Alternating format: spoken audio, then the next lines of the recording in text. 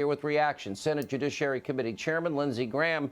Senator, let's start with the subsource, because the subsource was interviewed, correct me if I'm wrong, 3 days in January of 2017. Am I correct on that? That's right. Yes, and actually again in March on 2 or 3 separate occasions. 3 days in January, again in March of 2017. Okay, so the subsource, now this is the guy that said this is bar talk. And didn't the Mueller report say, weren't we told that this information had Russian connections when, in fact, it did not have any Russian connections whatsoever? I don't know about you, but I always assumed the Russian subsource was some guy in Russia deep in the bowels of the Kremlin feeding this stuff to Christopher Steele. The subsource was a senior Russian researcher at the Brookings Institute and an employee of Christopher Steele living in the United States. He calls up a bunch of people in Russia. Where do you think this information came from? It came from the Russian intelligence service. They played this guy like a fiddle. This was Russian disinformation. Some FBI agent recognized it as such.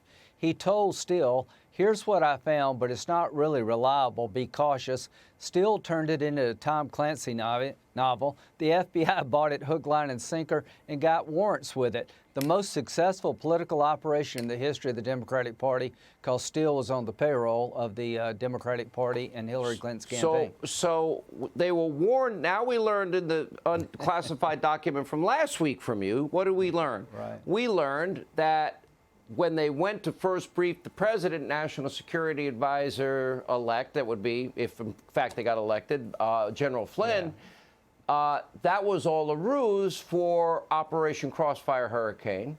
And we know that they knew before the first dirty dossier that it was a dirty dossier. It was unverified. Steele had an agenda. Clinton paid for it. They said it was verified. It's unverifiable. It's now been debunked. They still signed those two. And then even after the subsource, in other words, Christopher Steele's sources, then they went on to sign 2 more warrants. Now, how is that not premeditated fraud on a FISA court? And what has taken John Durham so long to get to that fundamental conclusion? Because what we now know is overwhelming, incontrovertible, slam dunk. That now needs to be brought before a grand jury, Lindsey Graham. When's that going to happen? Yeah, I don't know. We'll find out soon, I suppose. But I'm going to interview the intel analyst who interviewed the Russian subsource and produced a 40-page memo. If nobody else will talk to him, I'm going to talk to him and the case agent and ask him a simple question. When you found out that the Russian subsource was a Steele employee, not based in Russia, but based in the United States, and everything in the document was bar talk, hearsay, and garbage, did you tell anybody? And I guarantee you they did. But here's what else you're going to find this week, I hope. The Congress got suspicious about the subsource, wanted to know how reliable the person was, and in 2018, asked for a briefing from the FBI about the Russian subsource because the intel committees were getting suspicious, and I found the briefing notes, and they lied to Congress, the FBI did, like they lied to the FISA court. What we have over a 3-year period, 16, 17, and 18, is a complete breakdown of the rule of law, manipulation of the system at every turn, and it's just not a few bad actors, unfortunately. This is system failure. And so you will have Sally Yates tomorrow. You plan on bringing in Comey and McCabe at some point, Strzok and Page at some point.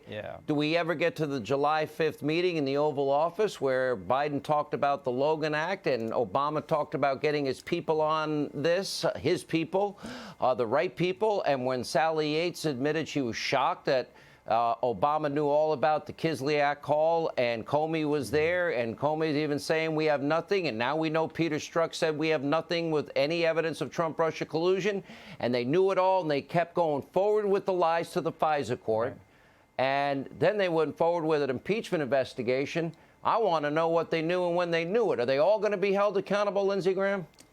Well, all I can tell you is that we're going to have an election in 2020, and I hope people will consider the Obama Justice Department to be the sewer that it was. But Sally Yates will testify before the Judiciary Committee August the 5th, and we'll have a talk after she testifies. She signed one of the warrants, didn't she, Senator? Yeah, maybe the first question I ask her. If you knew then what you know now, would you have signed it? Well, Rod Rosenstein answered that question before your committee recently, and he said he would not.